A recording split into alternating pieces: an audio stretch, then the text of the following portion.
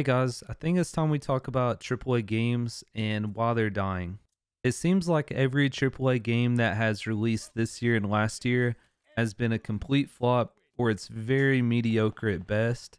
Take Cyberpunk, Battlefield 2024, practically every new Call of Duty release, Far Cry 6, Anthem, GTA Remastered. I mean, honestly, it seems like indie gaming is more reliable than AAA devs at this point, and you think it would be the other way around. So today, I just want to talk about why I think that is and exactly what's going on. And I would love to know your guys' thoughts at the end of the video. Be sure to comment below. But let's go ahead and get right into it. So why exactly is it that every AAA game that's came out in the past 2 or 3 years has been either a flop or mediocre at best? Honestly, thinking to myself, I can't think of a good AAA game that's came out in the past few years or one that I've been hyped for. And then we start to look back on some games that had a small indie development team that made it big. For instance, it's not so small now, but just think of League of Legends. It was a small indie team at first. Of course, it is probably considered a AAA game company now. Also, let's think about Fortnite. Even though it's such a huge game now, you can't deny that this game did not heavily influence a lot of games today, especially the microtransaction model and battle pass model. And Fortnite started off as a small development team when they made Save the World and then decided to try BR mode. And that was not a AAA game either. So that's just some examples of some indie games that's came out that's made it big. So let's go ahead and talk about AAA games, why they're mediocre, why they're a flop, exactly what's going on. The main issue I've seen with every AAA game title that's came out in the past few years is quality. It seems like that developers are not afraid to release a shitty game that is not optimized, has plenty of bugs, definitely hasn't been through enough QA. They just want to release it, and then they have the mindset that they can patch this game later on and make it a great game. And it's not only the developers that have this issue, it's also the players. Players will dump money into a product they've never played, they've never seen, but they just want to play this incomplete game at launch, especially like Battlefield 2024. I mean, the hype that was behind this game is insane, and all we had seen is a few trailers. There were some rumors that things were a little rocky, but we didn't think it was that bad. But everybody was hyped. They're ready to throw money at it. They decided to delay the game once, I believe, and players got really mad. Also, let's take a look at Forza. They delayed Forza, and everyone's like, oh yeah, delay it, delay it, delay it, whatever. We want it now. So they delayed it like a month or two, and it comes out, and I mean, that game's still unplayable. Cyberpunk, same story. A lot of hype. It comes out, it's completely broken. They're still working on patching that game to even make it playable, and it's been almost like, what, 2 years? I'm not exactly sure. So why exactly is this? I think that the players are mostly to blame because we hype up these games and we want them to come out, and also upper management gives these companies unrealistic goals to go towards a launch date. So there's just not enough time to develop these big ambitious games. I mean, you think about it, there's a Call of Duty that's released every year. Battlefield isn't released every year anymore, but they've been working on Battlefield 2024, but look at the games they've released in between, like Battlefield 1, Battlefield 5, Battlefield Hardline. Right after Battlefield 4 was such a good game. Like, exactly what's going on? I just feel like they aren't given enough time to make these games very great, and they're really just wanting to grab the money and get out. It just seems like they want to release the game. They're like, we can release it at this time. It isn't going to be finished, but we can patch it within 2 or 3 months and the players will be happy. And honestly, I feel like most of the players would actually agree and they would be perfectly okay with that. I mean, if you think about it, this concept of AAA gaming being good pretty much died somewhere around 2015. I mean, we used to get like 5, maybe 10 good solid releases every year. But ever since then, the quality has definitely dwindled. Like, let's think about 2010, the games that came out that was AAA. We had Mass Effect 2, Red Dead Redemption, Fallout New Vegas, Halo Reach, BioShock 2, God of War 3, Alan Wake, Mafia 2, Metro 2033, Dead Rising 2, and plenty more, and all those games were great. Of course, they had their issues, but they was all playable at launch, very playable at launch. They was great games. So I don't actually even think that COVID is that much to blame. A lot of people will say, oh, COVID, they're having to work from home.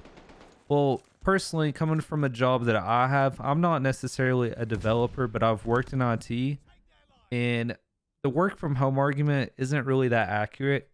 Devs pretty much already work from home in the sense that their code's already sourced, controlled online, and then they'll have like teams that's siloed in to like Slack and Jira, which is kind of like Discord for business and stuff like that, right? But of course, it has features for business, but they can actually kind of silo those off, like bugs and feature reports and requests, all kinds of things like that. And development is probably not that hard to switch from work from home to like on site and vice versa. And it's probably one of the easiest jobs to do because a lot of their jobs, they're already sharing the code online, even if they are working at a facility. But I think that the main thing to blame, like I said, is that the project managers and higher ups putting out unrealistic expectations and deadlines. And at some point, it just becomes undoable. After you've done it for so long, you just can't keep doing the same thing over and over. You can't keep releasing a game that is not finished and expecting to patch it 3, 4, 5, even 6 months down the line and people being okay with it. So there's definitely something that needs to happen, or I think that AAA Gaming is going to be on life support, and there's going to be a lot more games come out that's like from indie developers that is definitely going to take over. But what I was mentioning with Fortnite earlier is I think that Fortnite has a pretty good plan in place that a lot of developers could actually take on. So we don't necessarily need a new game every year. We just need content updates, right? So something that AAA developers could do is hire, kind of like how Call of Duty does it, but we're going to explain this a lot better. So Call of Duty has a ton of studios that works for them.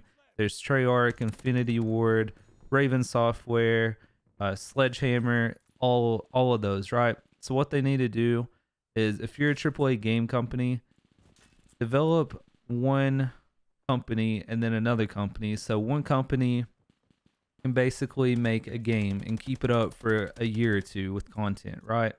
And then while they're keeping up the content, the other developer makes the next game.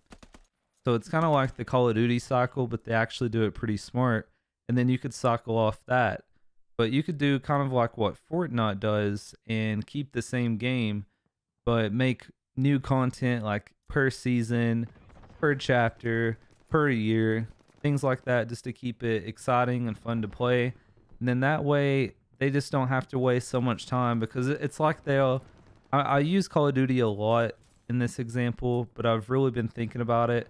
They have to make a new game every year, so they have good progress on a game that's really good. Like Modern Warfare had a lot of good ideas, Modern Warfare 2019, but they pretty much had to move on after that game was released because there's a new Call of Duty that needs to be made. They have to make a new Call of Duty in the future. So I just think that us as gamers could definitely be okay with not having yearly releases. And I think that until developers figure that out and figure out a plan to keep monetization high for them and content high for them and make their game enjoyable and replayable, then the indie developers are just going to make a lot more games that are going to be played. You're going to see it pretty soon. Just think about like all the indie games that you've played for $15, $20 on Steam or on like PSN or Xbox Store. And just think about how many times you've got one of those games and they've been broken and fixed later. Probably none. So I definitely think that gamers are starting to get fed up with it. And we're going to see a lot of like AA devs come out with games that's really good. And I know that I've been ranting a ton, but let me know what you guys think in the comments below. Do you think that AAA gaming is dead?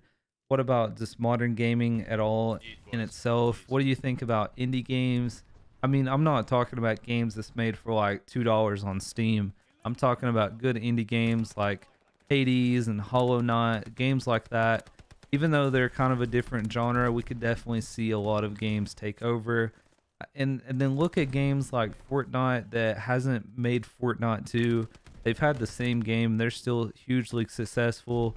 Look at League of Legends, still insanely popular. Dota, Counter-Strike, Valorant, just to name a few.